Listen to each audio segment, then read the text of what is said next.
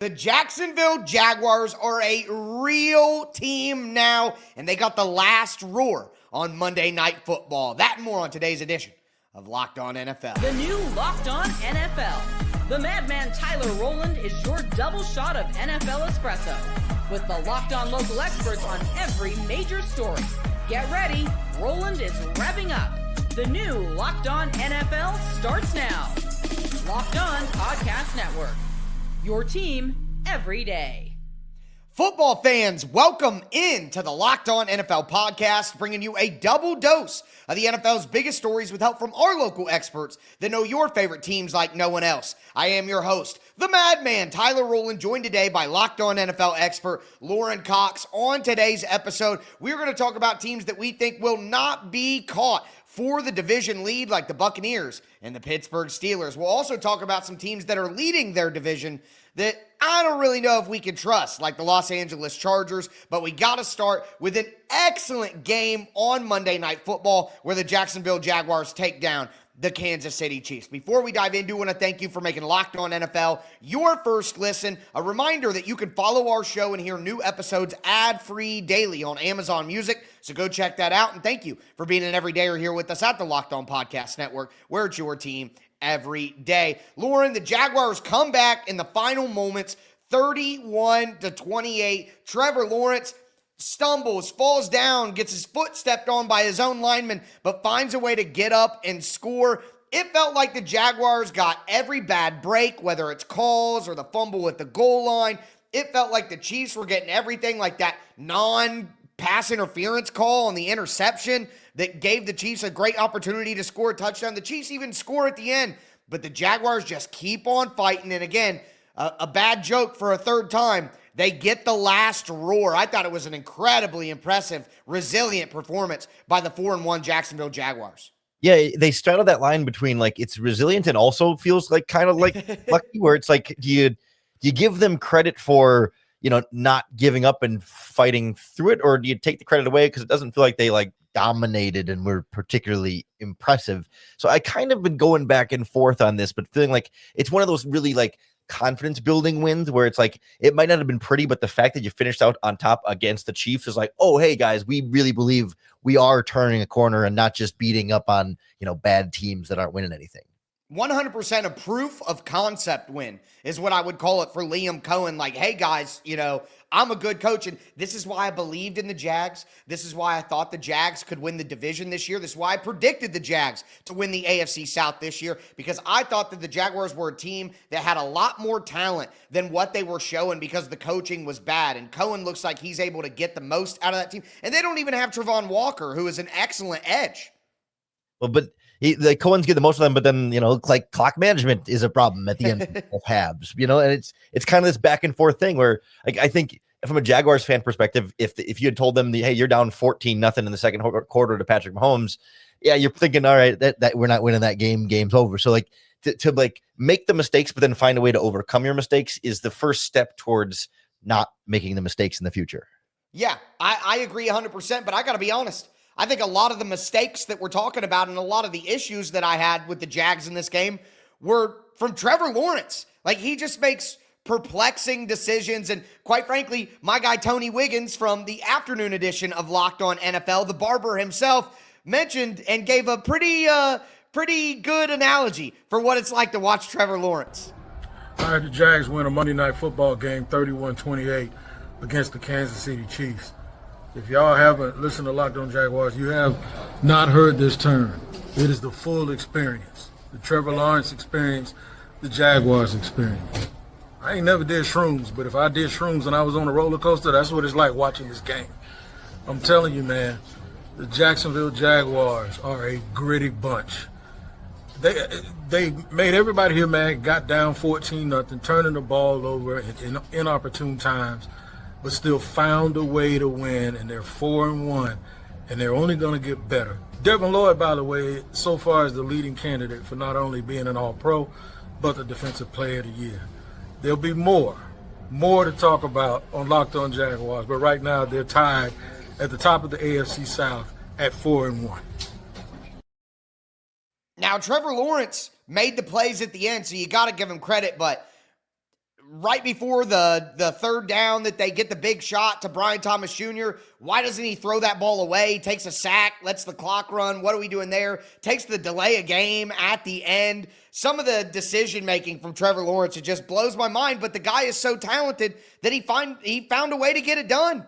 Yeah, and that's where like it feels hard to sustain because it's like, when he finds a way to get across the goal line on that last play where he stumbles and falls over, like that's the gamer in Trevor Lawrence, and like keeps finding ways to do it, but like it feels like it's so difficult for him to actually do it. Like it has to be, these sort of like miraculous plays and moments that like can work every once in a while, but is it something you can trust? Like that's the much harder step for me to take. No, that's 100% fair. And that's why, here in a second, we're going to talk about teams that we can't trust to hold on to their division lead. And I'm not putting the Colts in that category. I do trust the Colts to hold on to that division lead, even though they're 4-1 and Jacksonville is 4-1, because at the end of the day, the Jags just do crazy things. Now, I do want to kind of move this over to the Kansas City side of things, and it has to be a very disappointing win, especially when it felt like their defense was rounding in the form, the offense was rounding in the form, and they can't go on the road and kind of secure this after being up by so much early in the game. It's definitely a disappointment. My guy Ryan Tracy from Locked On Chiefs talked about that. Tough loss for the Kansas City Chiefs tonight, going down to the Jacksonville Jaguars in a game that was ruled by big plays. It was not what the Chiefs had wanted. We're going to break it all down for you all over the Locked On Podcast Network, starting with Locked On Chiefs, but everywhere. This is what it comes down to. 12 penalties for the Kansas City Chiefs. This was all about the Chiefs tonight. The pick six turned this game around. Kudos to the performance the Jaguars were able to put forth. Didn't really have them being able to keep up with these Chiefs, but when you take your opponent for granted, that's what happens. Couldn't put it away. Even though they scored late, the Kansas City Chiefs didn't have quite enough. Kudos to Kareem Hunt, who I thought put in a good performance. That counter for the touchdown was perfect, and I do like where they're going in that direction, but it wasn't enough to overcome Trevor Lawrence, Devin Lloyd, and the Jaguars tonight. Kudos to Trevor Lawrence as well, putting in a running performance to match Mahomes. I thought it was really impressive, that last score, but hard pill to swallow for the Kansas City Chiefs. They're going to have to regroup and get back after it. You'll hear all about it on Locked On Chiefs and all over the Locked On Podcast Network. Your team every day. I mean, I thought Mahomes just absolutely tried to carry that team. I mean, they made some plays. Kareem Hunt had that big run for 33 yards, but if you take that out, he had 6 carries for 16 yards. Like, I just feel like this Chiefs team can't run the football when they need to. Like, when they absolutely have to be able to run the football to close these things out, they're not able to do it. And I think the defense is disappointing, man. I'm telling you, folks, if you don't see it, go back and watch the Trevor Lawrence touchdown and watch Chris Jones. Watch number 95, Chris Jones, on that touchdown. He literally just stands there and watches the play happen. He's complaining on the sideline. He was arguing with his teammates earlier in the year. You have to wonder if these guys have so much success that they maybe just don't care to like express their feelings and not be good teammates at sometimes. I don't know. I'm not super worried about the Chiefs long term, but these sorts of little things are just things I want to kind of keep a pin in.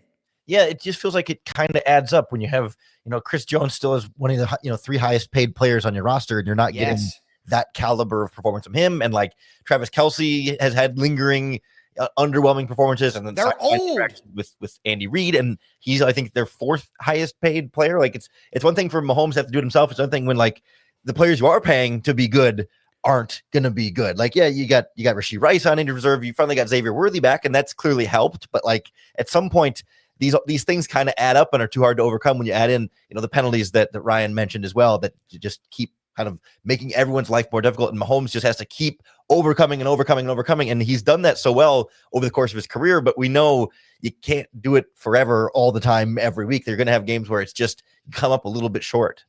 Yeah, 13 penalties on the night for the Chiefs. And what I would say is their margin for error has just gotten so much smaller. It's brought them back down to be a normal football team. Like, they don't have that huge advantage to start. Their margin of error is so much thin. And when you have the penalties and when you get the pick six in the red zone, they can't always overcome that, and they're not good enough now to always shut it down. You're right. Chris Jones has not been good enough. Travis Kelce isn't a game breaker. They just don't have enough right now, and Mahomes is trying to carry him. It does remind me of late-stage Steph Curry, where like Klay Thompson got a little older and Draymond Green got a little bit older and you lose an Andre Iguodala and they were able to build a new team to come back up. But I don't think the Chiefs have been able to build that new version to get that next wave that they're going to have to get into. But I will say this. For better or for worse, I still trust the Kansas City Chiefs to come back. And with everything the Chargers are going through right now, I think the Chiefs are still in a position to come back and win that division. And we'll talk about division leaders that we simply do not trust right now. Do want to let you know that today's episode is brought to you by Prize Picks. Every day we make decisions, but on Prize Picks, being right can actually get you paid. Don't miss the excitement of this football season with Prize Picks, where it's good to be right. Playing Prize Picks is such a fun and simple way to add more excitement to football. You just pick more or less on player projections like Josh Allen passing yards or Saquon Barkley rushing for a touchdown, and you're in the game. I love Prize Picks because it's so easy to set a lineup. You can do it in literally under a minute. And Prize Picks has a brand new feature called the Injury Reboot. If your player leaves early and doesn't return, it won't count against you. Download the Prize Picks app today. Use the code LOCKEDONNFL to get $50 in lineups after you play your first $5 lineup. Once again, that's code LOCKEDONNFL for $50 in lineups after your first $5 lineup. It's Prize Picks. It's good to be right.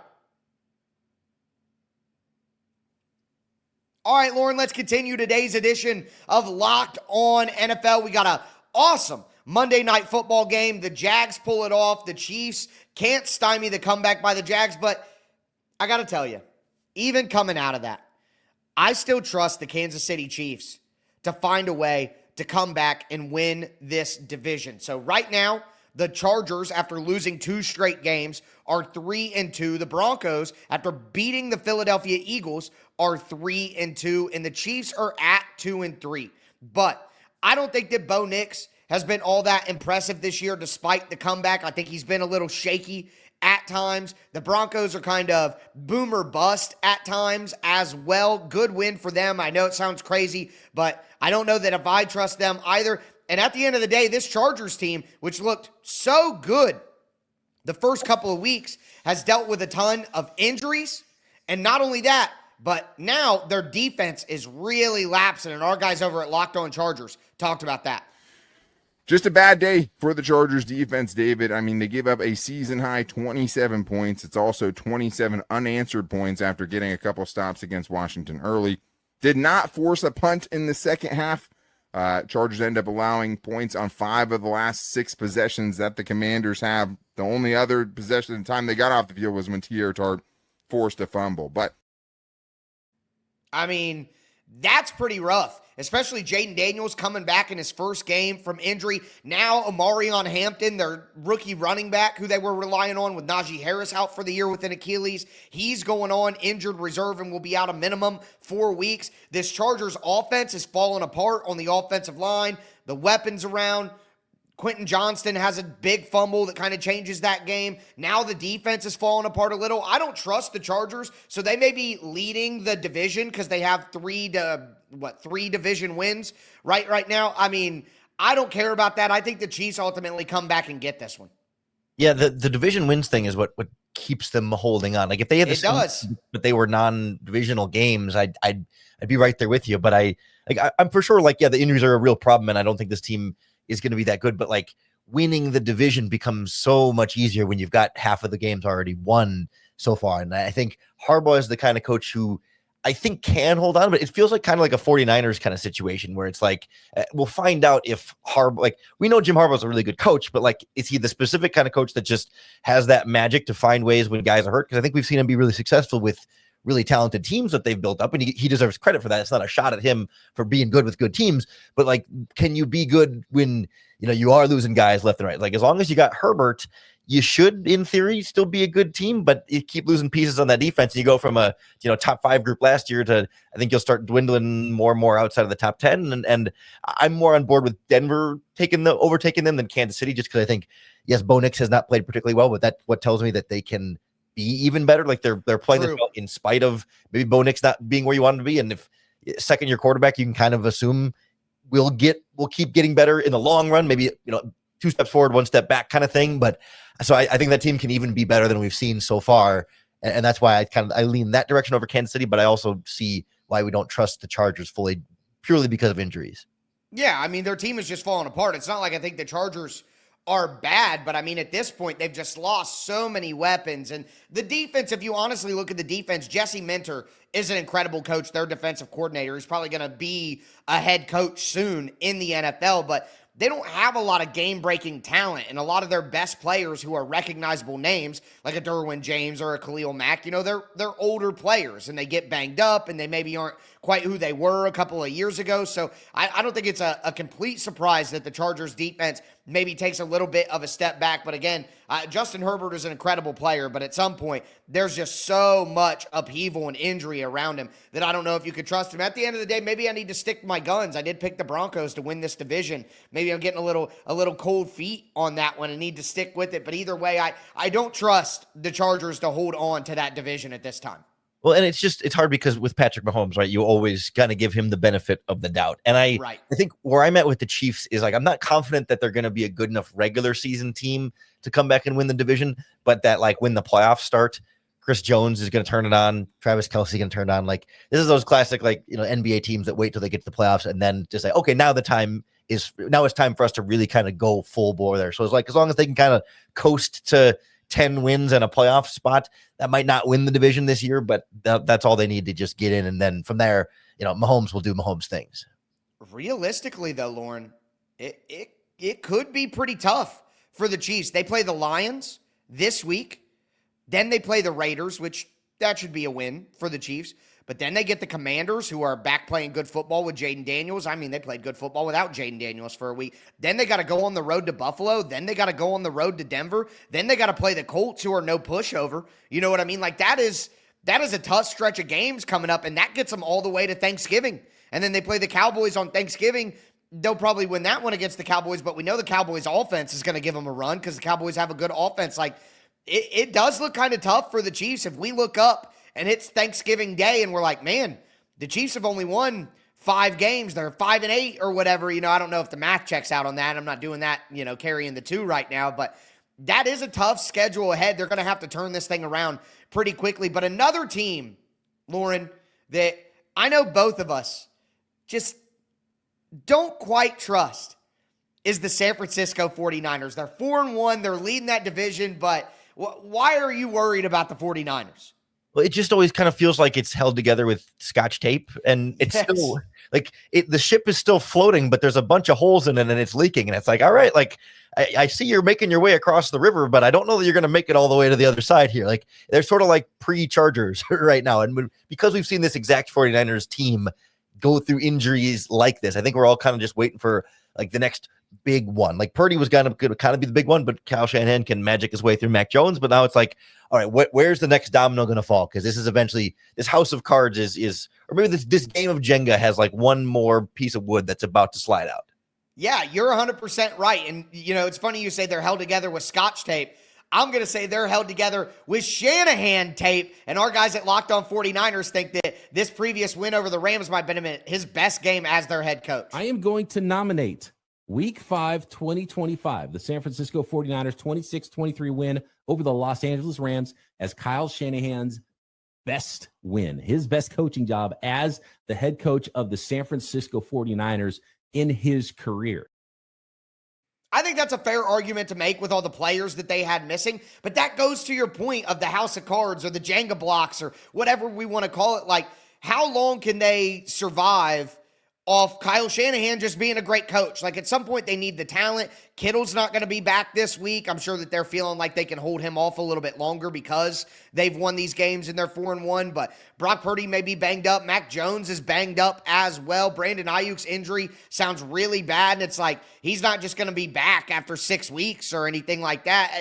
It feels like eventually it will come crashing down on them. They play the Tampa Bay Buccaneers this weekend. Then they get the Falcons, who They could beat the Falcons as a home team, but, the Falcons are a decent football team. Then they play the Texans, and D'Amico Ryans going back to play them. That's always a little something. Then they get the Rams again 2 weeks after that with the Giants sandwich in between. Like, I don't think it would be crazy to look up and San Francisco is 6-4, and we're feeling very different about their chance to win the division. So that's why out of all the division leaders that I'm least confident in, I'm with you that San Francisco has to be my number 2 after the Chargers.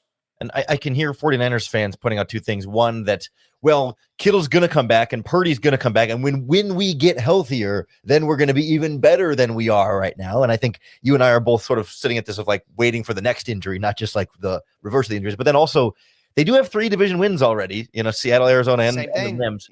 Yeah. So like that, like we talked about the Chargers, like that can carry you a long way when it comes to winning the division. Maybe it's kind of like they might win a division, but I don't trust them in the playoffs, but they can backdoor and stumble and fall apart across the finish line to maybe a tight division victory. I can see where they're coming from. I think that's fair. Now, Lauren, just a quick rapid fire here. The Bills at 4-1. The Steelers at 3-1, the Colts at 4-1, the Eagles at 4-1, the Lions at 4-1, the Bucks at 4-1. Any of those other division leaders you think should have been mentioned in the least confident segment? I'm not super confident in Pittsburgh, only just because I don't think they've beaten anybody all that good and haven't looked that impressive. But it's just the problem is their division is so injured and struggling that but I still think Baltimore, even at 1-4, you can't count out a multi-time MVP quarterback Lamar Jackson when he gets back. Well, Lauren, I'm going to let you make the case of why you can't count out the Baltimore Ravens, because one of the teams that I am most confident in that they'll hold on to their division is the Pittsburgh Steelers. Lauren Cox, Tyler Rowland facing off right now. Do want to let you guys know that today's episode is brought to you by Mazda. Mazda crafts cars for those who do more than simply move. Mazda delivers confidence with every ride, with more IIHS top safety pick awards than anyone else as of August 2025. From footwork to breathwork, we know that our favorite athletes sweat all the details, and Mazda brings this same intention to how they craft every model. You can feel the Japanese craftsmanship in every detail, from the metallic accents to the available Napa leather upholstery. You can make everyday drives feel like anything but. They have smooth handling, intuitive controls, and with all-wheel drive standard in every crossover SUV, you can drive with confidence through almost any season. I got a Mazda CX-5 at home. Absolutely love it. I know you guys will love a Mazda as well. Like our favorite players, Mazda sweats every detail, because when you make every move count, impossible becomes irrelevant. It's Mazda. Move and be moved. All right, Lauren, let's cap off today's edition of Locked On NFL. We talked about the Jaguars winning a great Monday Night Football game over the Kansas City Chiefs. We talked about our lack of trust in 2 West Coast teams, in the Chargers and the 49ers, to win their division. But now I want to move to teams that I do trust. And Lauren, obviously, as we said, we disagree on this one a little bit, but I do trust the Pittsburgh Steelers to hold off and win that division. Number one is I just think that they have playmakers. I think they have guys who will make big plays in big moments, like some of their stars on defense and Jalen Ramsey and TJ Watt, and on offense where they have DK Metcalf, who really doesn't matter what kind of matchup he has an answer for it. My guy Chris Carter from Locked On Steelers talked about that fact. Because we all know DK Metcalf is huge. He's fast. He's athletic. He showed it with that 80-yard touchdown, the catch and run against the Vikings on Sunday, which was one of the more electric plays we've seen out of the wide receiver position for the Steelers in recent memory. But this is a DK Metcalf who's 6'3", 229 officially, and is known for being a bully when people try to jam him. It's not a good idea to try to jam him because you don't have his size, and he will move you out of the way if you try to, and you don't have the proper strength. But oftentimes the corners that do have that kind of strength, or players that can have that kind of strength, they don't have the speed to keep up with him, and that's why he's truly a unique weapon. And I agree right there. And having that kind of weapon who can beat any matchup is critical. I'm all about big players that make big plays in big moments. And You look at the schedule, the Steelers come off their bye. They're at home against the Browns and Dylan Gabriel. Then they have to play Cincinnati. And Cincinnati is an absolute mess right now. It might be the worst team in the league if you throw away records just based on on-field performance. Now, after that, they do play the Packers, the Colts, and the Chargers, and then they get the Bengals again. But if they can get one win out of the Packers, the Colts, and the Chargers, which they play the Packers in Pittsburgh, they play the Colts in Pittsburgh. If they can get one win out of those to go along with the Browns and the Bengals twice, I mean, that right there, we're already getting the Steelers to 7 wins with division wins. And we look at the rest of the division.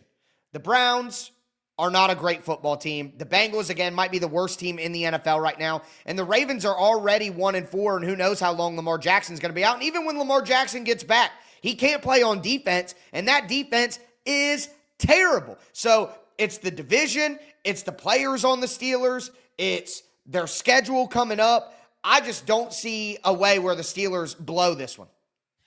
I'm with you there that they have enough of a head start here that it makes it challenging.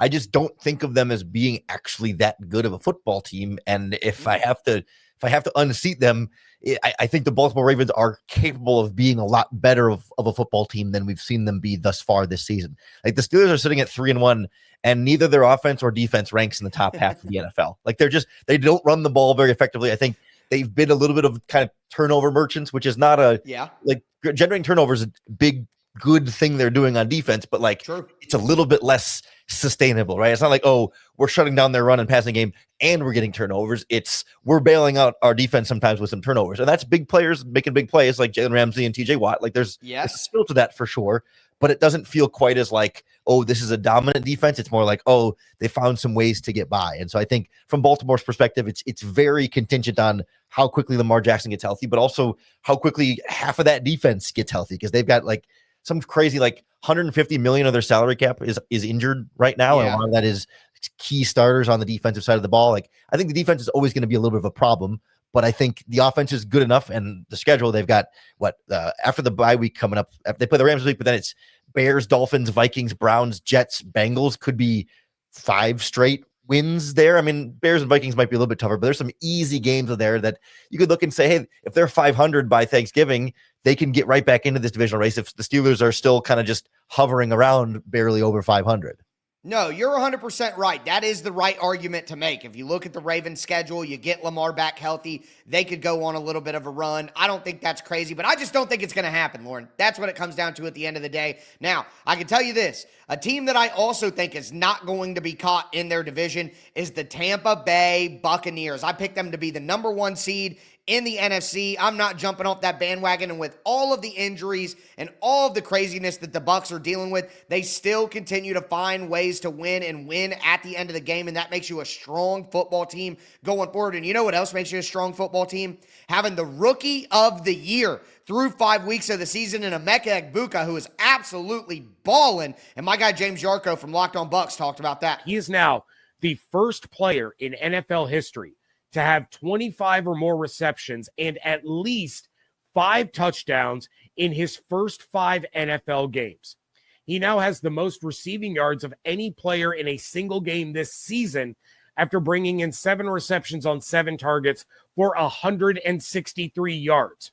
We knew he was hyped to return home and play in front of his friends and family, but this was an absolute clinic.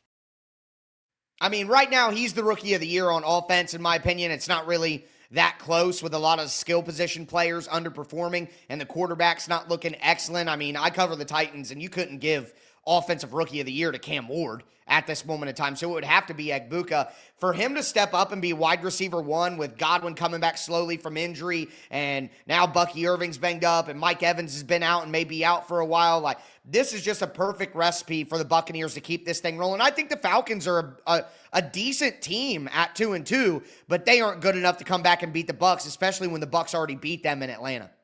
Yeah, there's just no one else in that division that you can trust at all. Like, obviously the Saints are horrendous, and then like the Panthers shut out the Falcons 30-0. So I don't feel like the Falcons are all that tough. And then but the Panthers haven't been that good or consistent either. And it just feels like three bad teams at the bottom of that division that are going to keep playing each other tough while Tampa is sitting up in first place, feeling like they can handle anything any of those guys are going to throw at them. So yeah, I think the Baker Mayfield magic round there is super fun. I think they're going to benefit a little bit from that division as well. I'm curious, like in the postseason, how well they're able to sustain some of that success. But as far as in the regular season, I think they should walk pretty easily to that division victory. And honestly, I'm starting to feel a little bit of the same way about the Lions right now, just given how inconsistent Green Bay has been the last couple of weeks. The Vikings with and without JJ McCarthy has been a roller coaster, and the Bears are still trying to figure some things out there. And Detroit had that bad loss to the Packers in week 1, but other than that, like they've looked like a well-oiled machine at this point. That's, not that they're going to run away with the division, but that I don't think they're going to be sweating it too much down the stretch. Yeah, I'm with you there. I was kind of looking at the Lions and the Eagles, and I honestly think I'm with you. I might trust the Lions more than I trust the Eagles at this moment in time, with all the disease of more in Philadelphia is really kicking in. I mean, I did the show with Louie yesterday, and he's talking about, they're trying so hard to get the passing game going because both their wide receivers are so mad that Saquon Barkley got 6 carries in the game, and now they're saying that he might have a knee injury, and it's just like, are you guys worried about the right things? Like, what happened to winning being good enough? When winning is no longer good enough and we're trying to get people's stats like we're playing Madden, that's not the right way to do things. And I think that mentality can snowball. I don't think the Eagles are in trouble by any means, but if I just had to pick another team to put in this, the Lions might be the one that I roll with as well. Yeah, I just feel like as part of that, I would have more faith in the Commanders finding a way to win that division than I would right now the Packers or the Vikings finding a way to win the NFC North. I think there's less of a gap between the Eagles and Commanders than there are between the Lions and the NFC North right now. Yeah, I think that's absolutely fair. But with that being said, that is going to do it for today's edition of Locked On NFL. I am your host, the Madman, Tyler Rowland, for my co-host, Lauren Cox. As I tell you every single episode, thanks for tuning in and stay safe out there.